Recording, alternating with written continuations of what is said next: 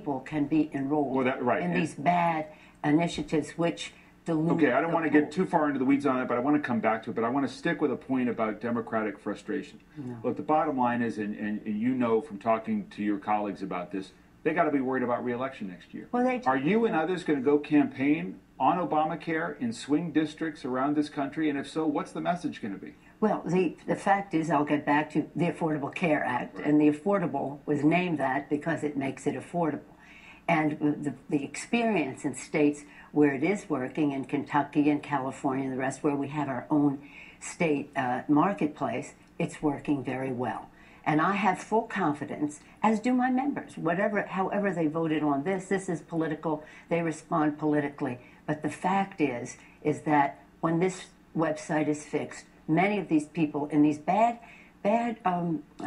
policies that are costing too much. Now, what the president did, and it's really important to mention this, what he did in his statement the other day was to allow people who have been in the plans since the enactment of the Affordable Care for there to be a delay in enforcement for those. The others can always stay in. There's nothing in the law that says they can't stay in. But what he said was that the insurance companies must tell the policyholder what they are deprived of, that they're not getting a pre-existing condition. Right, but there are cancellation notices going out. There's 1 million of them in California. Yeah, and it's not. And what they have to do now is to send another letter that says, this is what this is going to mean to you in terms of you won't get pre-existing condition discrimination, and here are the other options that are available to you in the marketplace. But the president has been apologetic. He's been accountable for saying something that was not the case. You were Speaker of the House. You, in many ways, were seen as an architect and a key ally on this. And this is what you said back in June of 2009 on MSNBC. Watch. What we are talking about is affordable, quality, accessible health care for all Americans. It's about choice. If you like what you have and you want to keep it, you have the choice to do that.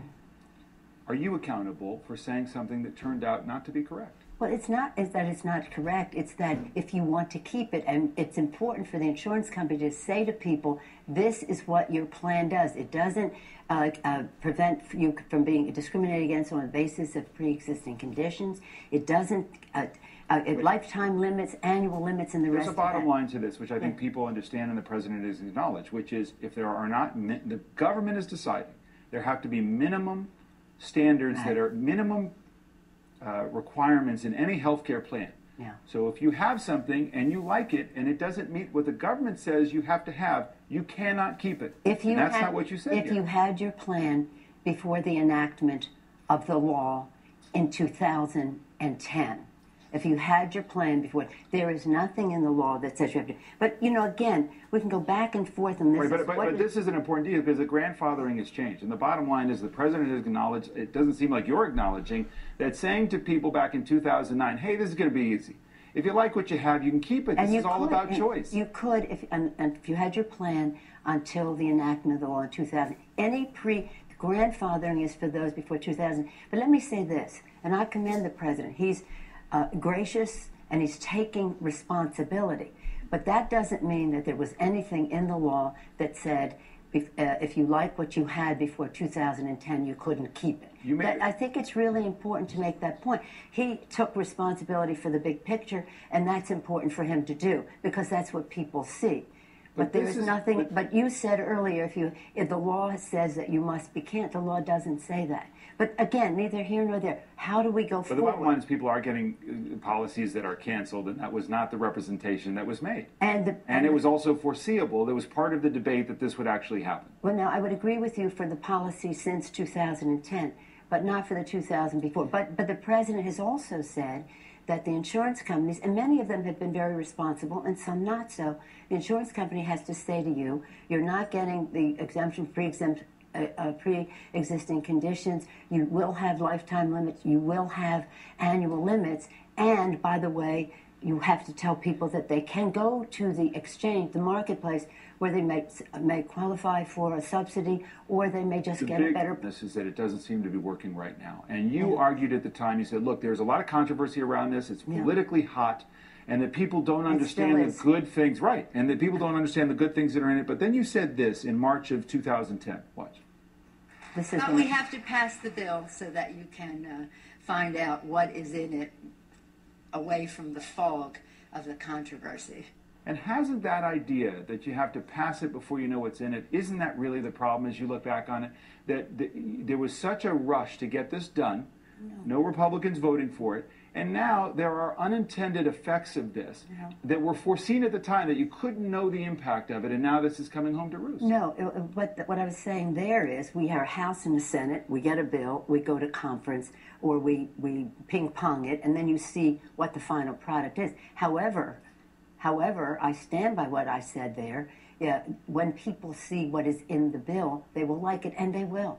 And so while there's a lot of hoop-de-doo and ado about what's happening now, very appropriate. I'm not criticizing. I'm saying it took a great deal for us to pass this bill. I said if we go up to the gate and the gate is locked, we'll unlock the gate. If we can't do that, we'll climb the fence. If the fence is too high, we'll pole vault in. If we can't do that, we'll helicopter in, but we'll get it done. We had passed the test of the courts, and we did. The first rollout in the first part of the first year of the implementation went very smoothly. The website did not work. That has caused problems, complicating people transitioning from those policies to the other. But again, this is never thought to be easy. And the fact is what it doesn't matter what we're saying here. What matters what happens at the kitchen table of the American people and how they will have more affordability, more accessibility, better quality care, prevention, wellness, a healthier nation, of honoring the vows of our founders of life, a healthier life, liberty to pursue their happiness, not be chained by a policy. I understand what the arguments are. The administration is saying this will be considered a success if 80% of the people are able to get on the exchanges and get signed up. Is that an acceptable No, threshold? that's just by the end of this month. That's just by. That's acceptable? No, well, it's not. It's not acceptable ongoing. But they're saying with the fixes to the website, they're anticipating that 80% by December 1 as we go forward. No, it has to be improved upon then. But again, the measure will be how many more people can sign up, how fewer mistakes and glitches, and again, the shortening of the time for people to get on. But the thing is this is a big deal. This is a very important pillar of economic and health security for the American people. Well, all the more important to get it right. That's right. And why aren't you concerned at this point that this is in grave danger of not being done right? Well, I'm very unhappy about the website, as you can just imagine the president is. But I know the makings of the legislation and what it does for people. And again, look, this Republican measure on Friday, what makes matters so worse, allows the marketplace to be deprived of people who should be there getting lower prices with better benefits and perhaps even a tax credit. So that wasn't a fix. It was a make matters worse. But they were in a political arena, and you expect that. But you can't be knocked for a loop just because somebody's playing politics with them. If that were the case, we would have never passed it in the first place. Final point. Democrats won't lose seats next year over Obamacare? I don't think you can tell what will happen next year, but I will tell you this. Democrats stand tall in support of the Affordable Care Act. We have great candidates who are running, who are concerned about our economy and are concerned that the government was shut down because of a whim on the part of the Republicans, costing us $25 billion to our economy and 6.6% of our GDP growth. They're concerned that overwhelming the American people support immigration reform, support background checks, support ending discrimination against people in the workplace.